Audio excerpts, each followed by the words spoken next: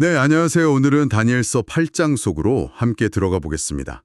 벨사살 왕 통치 3년째 되던 해에 다니엘이 본 두 번째 환상이죠. 수양과 수염소, 여러 뿔들에 대한 상징이 아주 가득한데요. 자, 바로 시작해 볼까요? 다니엘이 환상 속에서 보니까요. 자기가 엘람 지방, 그 수산성, 을레강가 서 있더라고요. 거기서 두 뿔 가진 수양 한 마리를 봅니다. 근데 이게 좀 특이한 게 한 뿔이 다른 뿔보다 더 길어요. 그리고 나중에 난 그 긴 뿔이 더 세 보이고요.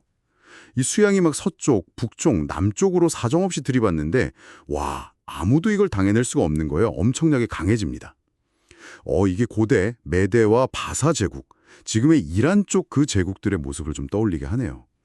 근데 바로 그때 서쪽에서 수염소 한 마리가 나타나는데 발이 땅에 닿지 않을 정도로, 그러니까 엄청나게 빠른 속도로 온 땅을 막 누비고 다녀요. 그리고 두 눈 사이에는 아주 그냥 눈에 확 띄는 큰 뿔이 하나 있고요. 네, 맞습니다. 이 염소가 어마어마한 기세로 그 강했던 수양에게 확 달려들어서 그 두 뿔을 그냥 부러뜨리고 짓밟아버려요. 수양은 힘도 못 써보고 당하는 거죠. 아, 정말 극적인 장면이죠. 네, 그렇죠. 이 빠르고 강력한 수염소는 보통 이제 헬라, 그리스 제국을 상징하고요. 특히 그 큰 뿔은 알렉산더 대왕의 그 급격한 정복 활동을 나타낸다고 많이들 해석합니다.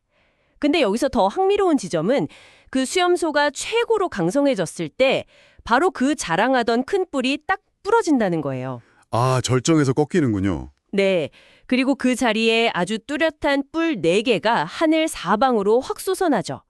이건 이제 갑작스러운 권력 공백, 그리고 그 후에 제국의 여러 세력으로 분열될 거라는 걸 암시하는 중요한 전환점입니다. 그 네 뿔 중 하나에서 또 작은 뿔 하나가 스물스물 자라나는데 처음엔 작았지만 점점 커져서 남쪽, 동쪽, 그리고 영화로운 땅, 그러니까 성경에서 보통 이스라엘 땅을 가리키는 그 방향으로 아주 강력하게 세력을 뻗칩니다. 이게 얼마나 교만해지는지 심지어 하늘의 군대, 천사들이나 혹은 하나님의 백성을 상징할 수도 있겠죠. 거기까지 미쳐서 그중 일부를 땅에 떨어뜨리고 짓밟기까지 해요. 정말 좀 섬뜩한 묘사예요. 맞습니다. 이 작은 뿔의 오만함은 여기서 그치지 않죠. 스스로를 군대의 주제, 그러니까 거의 하나님과 동급으로, 아니 어쩌면 그 이상으로 높이려고 합니다. 그래서 하나님께 매일 드리던 제사를 없애버리고 거룩한 장소인 성소까지 헐어버리는 그런 끔찍한 짓을 저지르죠. 제사까지 폐지하고 성소를 헐어요? 네. 악한 수단과 속임수로 막 진리를 짓밟으면서도 겉으로는 하는 일마다 다 잘 풀리는 것처럼 보이는 그런 상황이 펼쳐지는 겁니다. 권력의 타락과 신성 모독이 정말 극에 달한 모습이죠. 다니엘이 이때 천사들이 나누는 대화를 엿듣게 되는데요. 아니, 매일 드리는 제사가 중단되고 성소와 백성이 이렇게 짓밟히는 이 끔찍한 일이 대체 언제까지 계속될 것인가 하고 탄식하는 듯한 그런 질문이었어요. 그 답이 정말 궁금해지는데요. 그 대답은 2300주야까지다. 그때가 되면 성소가 다시 깨끗하게 회복될 것이다. 라는 그래도 희망을 주는 약속이었습니다. 2300주야요? 네. 아무리 끔찍한 박해와 혼란이 닥쳐도 딱 정해진 기간이 지나면 반드시 회복과 정화의 시간이 올 거라는 메시지를 담고 있는 거죠. 다니엘이 이 너무나 심오한 환상의 뜻을 좀 더 깊이 알고 싶어 할 때 사람 모습을 한 가브리엘 천사가 나타나서 설명을 시작합니다. 이 환상이 아직 먼 미래, 정해진 마지막 때에 관한 것이라고 딱 강조하면서요. 네, 가브리엘은 아주 명확하게 해석을 해줍니다. 두 뿔 가진 숫 양은 메대와 바사 왕들을 가리키는 것이고 털 많은 숫 염소는 헬라 왕, 그리고 그 눈 사이에 있던 큰 뿔은 바로 첫째 왕, 그러니까 알렉산더 대왕을 가리킨다고 확실하게 말해줍니다. 아, 명쾌하네요? 그렇죠. 그리고 그 큰 뿔이 꺾이고 네 뿔이 돋아난 것은 알렉산더 사후의 제국이 네 왕국으로 나뉘지만 그 권세는 처음 알렉산더만큼은 못할 거라는 의미라고 설명하죠.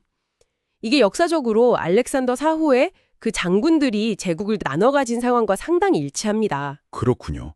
그리고 이 네 나라의 마지막 시기, 그러니까 반역이 아주 가득할 때쯤에 한 왕이 나타날 거라고 해요. 얼굴이 아주 뻔뻔하고 속임수에 능하다고 하고요. 자기 힘이 아니라 어떤 다른 존재의 힘을 빌려서 강해지고 끔찍한 파괴를 일으키고 강한 자들과 거룩한 백성을 멸망시킬 거라고요. 이게 아까 나왔던 그 작은 뿔인 것 같네요. 네, 맞습니다. 바로 그 존재죠. 이 왕은 아주 교활한 술수로 성공을 거두고 스스로 너무 교만해져서 평화로운 시기에도 많은 사람들을 해치고 심지어 만왕의 왕이신 하나님께 직접 대항하려고까지 한다는 겁니다. 하지만 결국에는 초자연적인 힘, 그러니까 사람의 손에 의해서가 아니라 신적인 권능에 의해서 파멸될 운명이라고 해요. 아, 결국은 그렇게 되는군요. 네, 이 해석은 매우 중요하고 확실하니까 먼 훗날의 일이 될 때까지 잘 간직하라는 당부와 함께 해석이 마무리됩니다. 전통적으로는 이 인물을 셀레우코스 왕조의 안티오쿠스 4세 에피파네스와 많이 연결시키곤 하죠. 이 어마어마한 환상과 그 해석을 접한 다니엘은 완전히 기진맥진해서 여러 날을 알아놓을 정도였다고 합니다.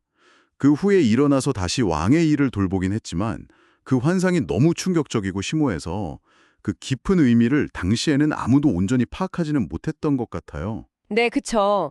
다니엘 8장은 이렇게 상징적인 동물들을 통해서 메데아, 바사, 헬라 제국의 흥망성쇠, 그리고 그 이후에 등장할 아주 강력한 박해 세력, 또 결국에는 하나님의 주권적인 개입과 회복을 보여주는 예언입니다.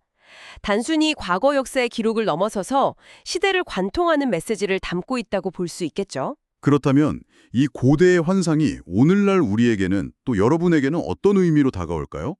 역사 속에서 반복되는 제국의 흥망이나 권력자의 교만, 또 신앙 공동체가 겪는 도전 같은 주제들이 지금 우리 시대와는 어떻게 연결될 수 있을지 한번 생각해 보시면 어떨까요? 단순히 과거 이야기가 아니라 어쩌면 현재를 비추는 거울로서 이 상징들을 다시 한번 곱씹어 보는 것도 흥미로운 탐구가 될 것 같습니다.